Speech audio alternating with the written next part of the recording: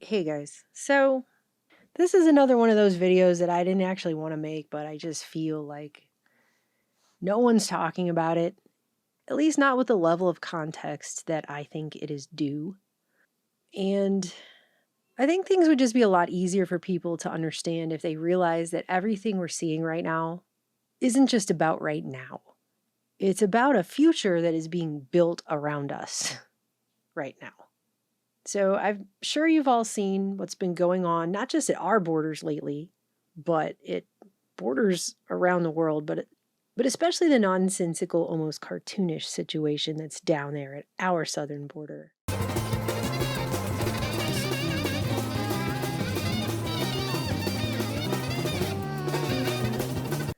With the Border Patrol cutting barbed wire fences.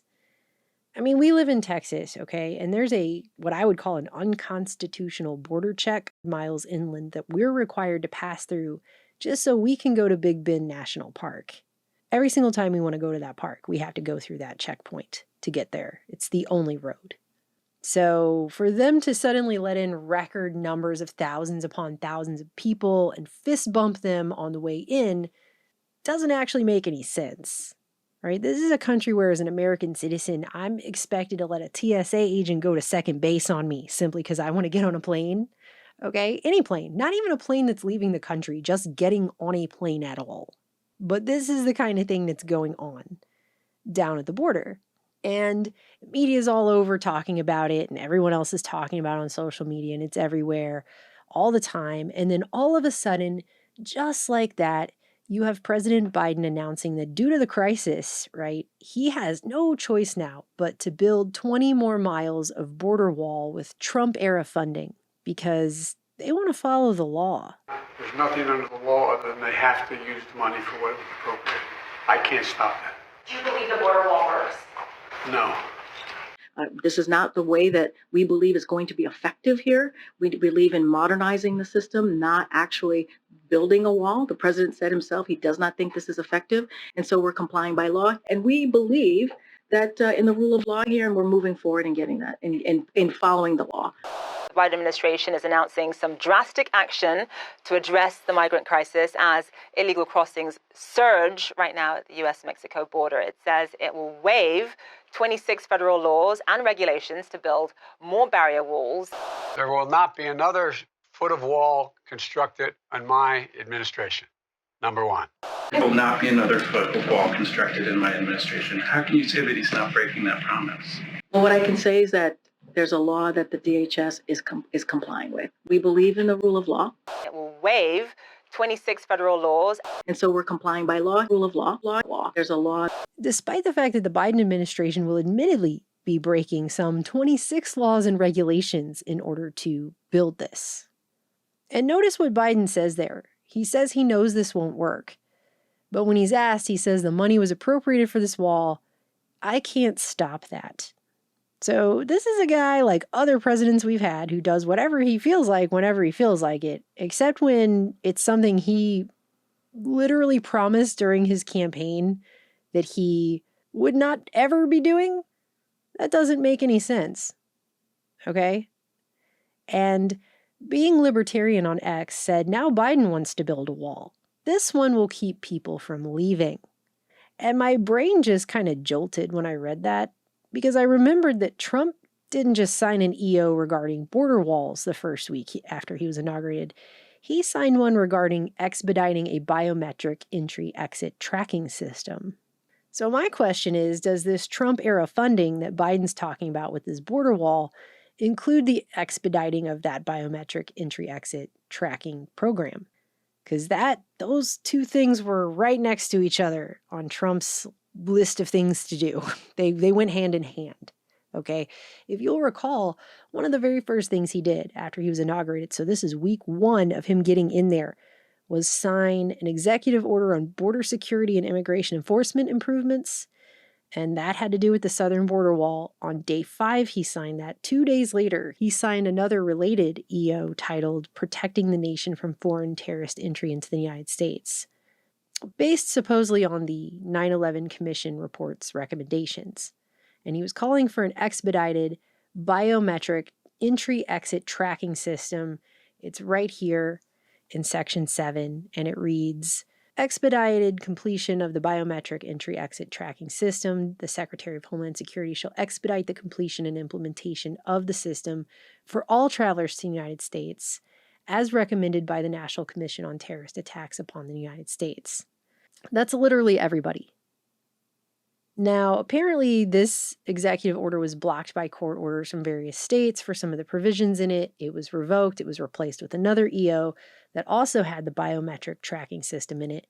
And by the end of 2017, you had Homeland Security quietly testing out facial recognition software in airports, which a report by the Center on Privacy and Technology, which comes out of Georgetown University's law school, said violated Americans' privacy, and they referred to the program as, quote, an invasive surveillance tool that the department has installed at nearly a dozen airports without going through a required federal rulemaking process. So that was by the end of Trump's first year in office.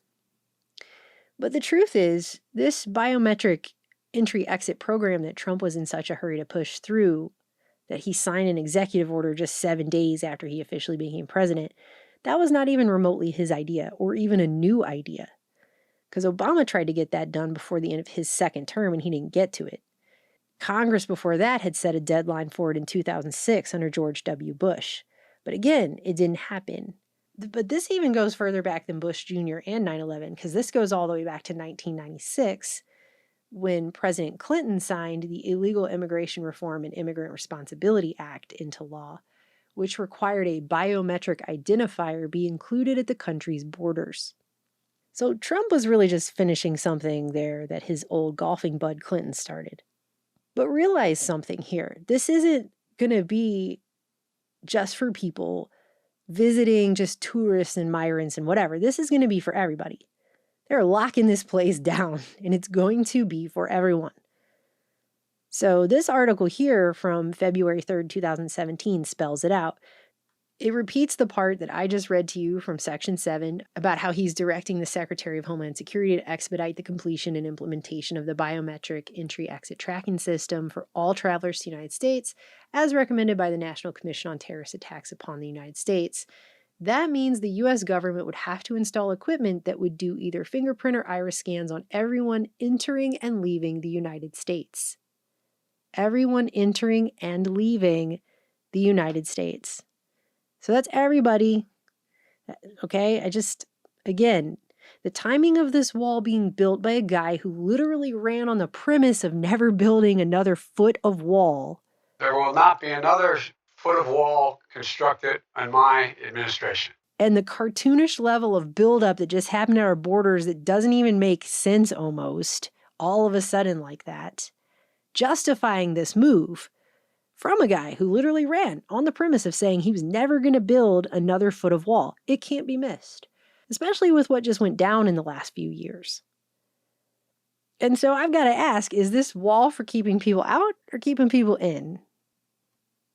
I mean, just on a side note, do you know how hard it is to renounce citizenship? The U.S. has some of the most punishing tax burdens for citizens living abroad of any nation on earth. And used to be, if you didn't like it, you could just renounce and leave. You know, all those people online all the time like, well, if you don't like it here, because you're always critical of stuff, you don't like it, you could just leave. Well, guess what? You actually cannot just leave. Did you know that? You actually can't just leave. Back in 2010, they passed something called the Foreign Account Tax Compliance Act, which is FATCA, which forces banks around the world to report activities of anyone they suspect of being an American to the IRS. And that same year, they first started charging people a fee of $450 to renounce their citizenship. Well, all of a sudden in 2014, that number shot up to $2,350. So that's $2,350 you have to pay, or you cannot do that. And they will come after you. They're coming after people. They were threatening some lady who married a guy in Germany and lived there for like 26 years. And they told them they would come after them for capital gains tax if they ever tried to sell their home. And she hadn't even lived here in almost 3 decades. That's the level, okay? So you can't just leave, derisive air quotes. That's not a thing. In fact, I just saw this article a couple days ago about how There's a class action lawsuit happening right now of people who are alleging that this $2,350 renunciation fee is arbitrary, capricious, and illegal. So that's going on. So there are lots of people right now that are suing the government over this. And by the way, some of the software and things that are being used at the border, the CIA-funded Palantir, which was founded by Peter Thiel, has received millions of dollars in contracts with Homeland Security and ICE to roll out software systems of interconnected databases and profiling algorithms that, when you start reading the details of it, it sounds an awful lot like DARPA's 2003 Total Information Awareness Program, which I'm sure you all remember the logo for that one. DARPA couldn't get away with it because Americans didn't want the government vacuuming up all their data. But apparently the tech giants is just totally fine for some reason for people. I don't understand what makes it different. I don't know that there's a lot of meaningful difference sometimes between corporations and our government, but for some reason people seem to think so. I mean, it makes sense to call it Palantir if you've watched Lord of the Rings. The Palantir was a crystal ball that not only watches everything everyone does, and it can see the past, but it can also predict the future with that data. So what people might do next, right? I don't know. Look, my confusion around Thiel has always been that the guy claims to be a libertarian in his views. And so I personally have no idea how preserving civil liberties even remotely squares or doesn't totally stand in complete contradiction with taking a science fiction level massive Big Brother surveillance tool that's utilized by evil wizards in Lord of the Rings and then making that a science reality that we all have to live under. Obviously I'm missing the Hellfire Club on that. I just don't get how that works, but that's neither here nor there. Everything about what's happening at our southern border right now reminds me of a scene out of the indie future dystopic film Sleep Dealer. Aaron had me watch this a few years ago, and it's stuck with me the whole time because it's this future nightmare version of our world where water resources have been tightly controlled and locked down with drone-protected walls and fences and stuff, and surveillance tools are just ubiquitous everywhere. And there's a scene just for a second where an American citizen attempts to cross the border into Mexico from the United States, and a talking biometric computer-mounted machine gun evaluates him and scans his eyeball and then says, "You may exit the country, sir." You may exit the country, sir. So that was giving him permission to leave, because you're not allowed to just leave the country. It didn't say you may now enter Mexico. It wasn't Mexico who's making that decision. It said you may exit the country. You're allowed to leave. You have the privilege of being allowed to go out of here. And by the way, the UN is paying a lot of the costs associated with people coming here from Latin and South America. One of the things that is happening here and all along the migrant trail that led here and beyond all the way up to the border is that the United Nations is handing out cash and debit cards and rental assistance and movement assistance to immigrants to help sustain them on their road to El Norte. They're directly giving people debit cards with cash payments. They're paying for travel costs like bus tickets and hostels and stuff along the way. And this has been going on for years. And then you have people saying, why would the UN do that?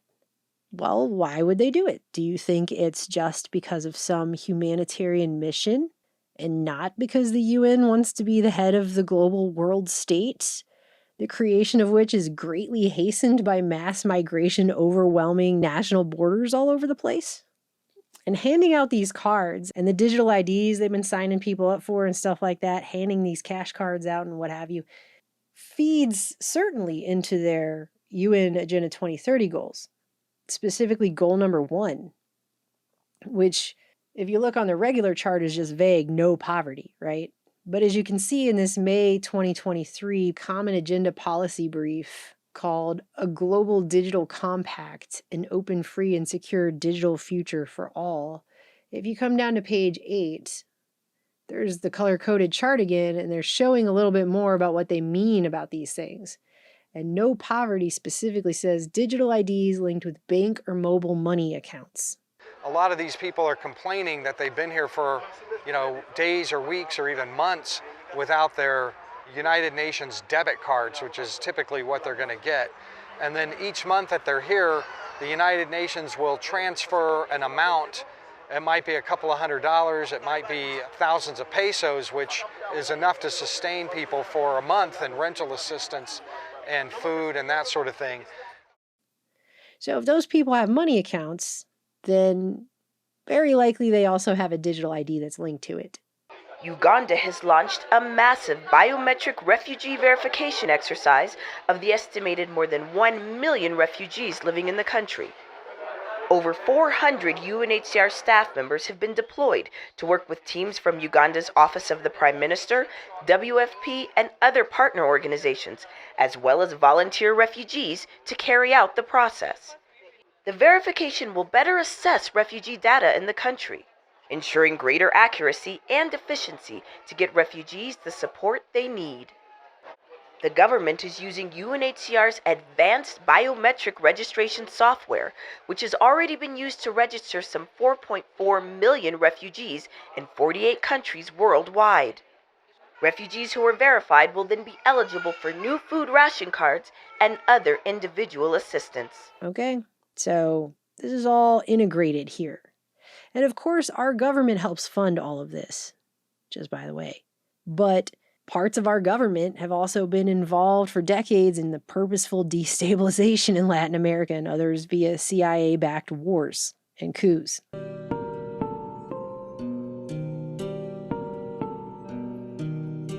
It's actually been an open secret for decades, but for the first time now, the CIA has released documents that show its role in the 1953 coup. That is the coup that toppled Iran's democratically elected prime minister. Guatemala, 1954. Flushed with success, America's secret government decided another troublesome leader must go. Independence, featuring corrupt governments, became the model of choice. How and why was Patrice Lumumba murdered 40 years ago? This is where CIA agent Larry Devlin lives. He was the man the American government entrusted with the murder of Lumumba. In a heavy wave of rioting in the streets of Ciudad Trujillo and in other sections of the Dominican Republic. Station master for the Central Intelligence Agency. And he retired, but was still doing freelance work, if you may. And the United States government, he told me this himself, had him and another man go down to the Dominican Republic, put a tree across the road, and when the president came by, they just machine gunned him. What they were trying to build was a just, equitable democracy that took control of Chile's economy from the United States and its proxies. In Santiago, General Pinochet, America's man, sent in his British-made bombers against the presidential palace. So, to ignore the things that the government has done, not just under Biden's administration, but previous administrations before him, going back to when I was a child, to drive migrants here, for anyone to think that that same instrument involved in doing that is going to solve or fix a problem that it caused, without that solution being a pre-planned, prescribed solution, scribed previously. The very kind of solution that's found after the words problem and reaction in the Hegelian dialectic. To think that that's not going to be the case is really just choosing to be blind to everything that's planned for this future that they're telling us all the time they're trying to usher in. That's also been long reported by the mainstream media, just by the way, that the UN wants a universal digital ID, that would be particularly useful for refugees. And of course, that's also been touted by the World Economic Forum as a solution to alleviate global risks of health and movement, which they started pushing really right after COVID hit the fan in a report they put out in May 2020. So but they've probably pushed it before that, but that's the one I immediately found. They've been pushing it for a while. Overall here, my issue is that once there's global governance, if you don't like it, who can you appeal to, right? Where are you going to go? I've said that on this channel for the whole time I've had this channel. Mars, are you going to Mars? Because I don't think that's what's happening for a lot of us. I don't think a lot of us have a ticket to Mars. And this kind of situation right here is why colonists during the American Revolution started gathering at liberty trees, and the flag that they hoisted on those trees said appeal to heaven. Because at that point, the tyranny of man's systems became so great that they had to take their anger and their complaints to a higher court than that of man. They were appealing directly to heaven. So I've seen people making these comments, why so many military-aged men? Why does it seem like a lot of these videos of people coming over the border, there's hardly any women and children, but it's mostly military-aged males? And I'm just going to throw this out there, is that U.S. military is having a really hard time right now recruiting people. So it's been reported, and it started really being talked about a lot last year, how they were facing the biggest recruiting hurdles in 50 years in the military. And if you'll recall what was going on 50 years ago, that was 1973 was the end of direct U.S. military involvement in the Vietnam War. So you can probably imagine why that wasn't super popular then. And so we haven't seen these kinds of recruiting issues with our military since that time. And so last October, it was reported that the Army had missed its annual recruitment by 25%, which was the worst ever. And that the Army itself had shrunk to the smallest size it had been since 1940. And that they were struggling to find recruits. And that has continued through this year. Apparently, the Navy has fallen short 7,000 sailors for 2023, despite relaxing the rules to get in and offering big bonuses and all kinds of stuff. Still, people are not signing up, okay? So what the military has been doing now is offering a fast track to citizenship for immigrants to sign up. The goal here is to try to overcome years of recruiting shortfalls. And interestingly, that was all over the mainstream media back in June of this year. Right before this became a big talking point, you had all these articles coming out all over the place about how Uncle Sam wants migrants, facing shortages, the military is recruiting immigrants and trading citizenship for service. So just saying, that is going on. And with some of the things that are happening in the world right now, do they plan to go to a wider world war? I mean, it's only been talked about for a very long time that was something that would be done eventually to unite the world, that it would be the final thesis, antithesis, synthesis for the East and West through a World War III scenario. It's not really going to work so well if the military is at its lowest recruitment that it's seen in 50 years and they're facing a massive recruiting shortage. I'm just saying the problem suddenly just gets worse and worse and worse, and the media is all over it. People are freaking out all over social media, and now Biden is putting in Trump's wall. Does that even make sense to you? And how long will it be until he goes ahead with the rest of the plan? And we just have to have the biometric entry-exit tracking system and the digital IDs to go along with that, and really just finish what Trump and Obama and Bush and Clinton were all working on. Because this whole thing is a one-way street, guys. I know that there are lots of people who like to really get partisan and take sides and act like they're all bought into that and stuff, but I'm not ever going to do that either. So I've not done it this whole time, and I won't be doing it in the future. This is a one-way road, and it doesn't matter which side of the carpet the person at the front of the teleprompter is on. It really doesn't, though. Because when it comes to the overarching situation, that thing doesn't change. The stuff they're doing with that does not really change all that much. Window dressing, if anything. So this is a one-way street. It goes one way. I don't know who's going to vote their way off of that road. It's only going to one. It's like a one-way road that goes in one direction only. And that one thing, that one direction right now is locking the world down. They're locking everything down.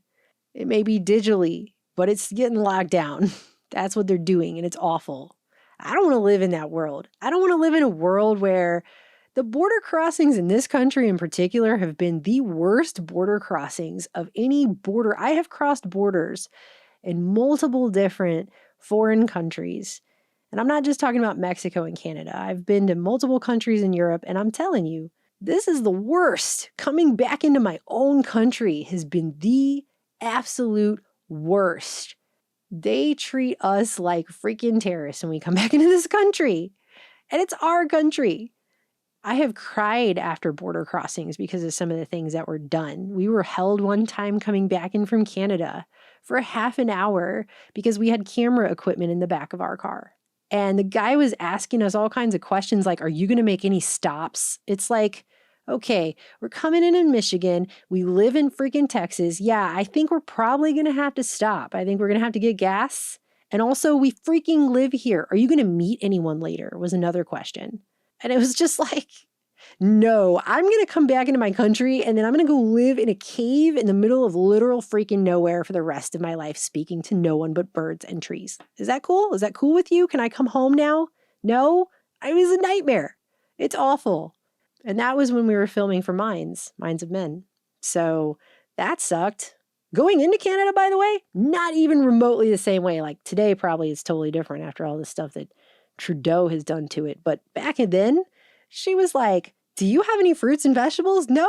Have a nice day. She was super friendly. I was like, wow, that is incredible. I've never been treated so nicely before by border people. I guess ultimately I'm just so tired of talking about these things because it feels like every time a new thing happens, it gets reported on in this vacuum of context, as if no one anywhere can put the two and two together with the larger future plan that's unfolding here, because it all goes together. It's all one thing. These things aren't happening naturally. They're not organic. They're also not happening for no reason. Like I said, it would be a lot easier for people to understand what's happening right now if they just realized that everything we're seeing right now is not about right now. We are in the future's waiting room here. And we've been living here for a pretty long while now, maybe my whole lifetime in some ways.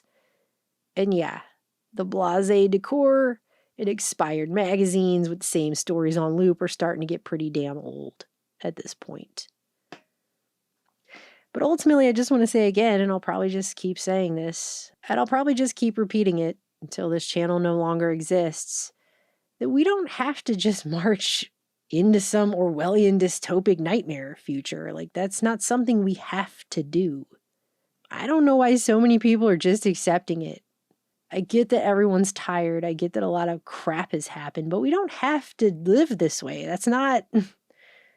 People need to start remembering where authority ultimately comes from, which is spelled out in the Declaration of Independence, where it says, right here, we hold these truths to be self-evident, that all men are created equal, they are endowed by their Creator with certain unalienable rights, that among these are life, liberty, and the pursuit of happiness, and that to secure these rights, governments are instituted among men, deriving their powers from the consent of the governed.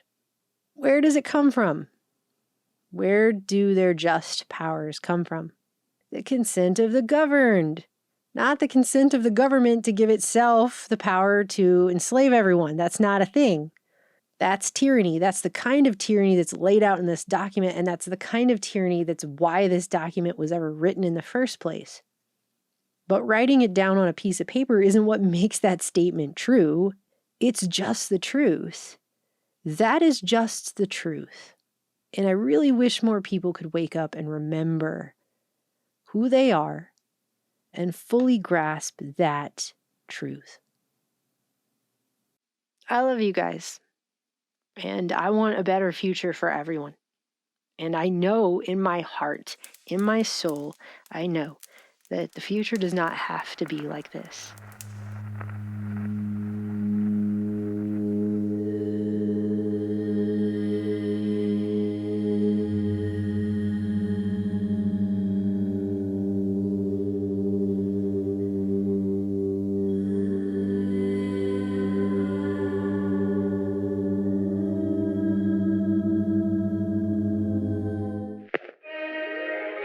like to solve the puzzle.